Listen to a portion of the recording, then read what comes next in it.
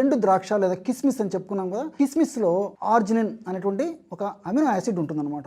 ఈ amino acid శృంగారం మీద ఆసక్తిని పెంచుతుందని చెప్పేసి శాస్త్ర పరిశోధనల ద్వారా కూడా తెలిసింది. శృంగారానికి సంబంధించినటువంటి సమస్యల గురించి ఆలోచించినట్లయితే కోరికల విషయంలో కానీ, అదేవిధంగా అంగస్తంభన విషయంలో కానీ, భావప్రాప్తి విషయంలో కానీ, స్ఖలన విషయంలో కానీ, ఇలా వివిధ రకాలైనటువంటి ఇబ్బందులు పురుషులు ఎదుర్కొంటూ ఉన్నారు. దీనికి తోడు ఇంతకుముందే చెప్పినట్లు మానసిక ఒత్తిడి, వివిధ రకాలైనటువంటి వ్యాధులు, ఆయా వ్యాధులకు వాడేటువంటి కృత్రిమ రసాయన ఔషధాలు కూడా మరి శృంగార జీవితంపై ప్రభావాన్ని చూపించేటువంటి పరిస్థితి ఏర్పడుతుంది.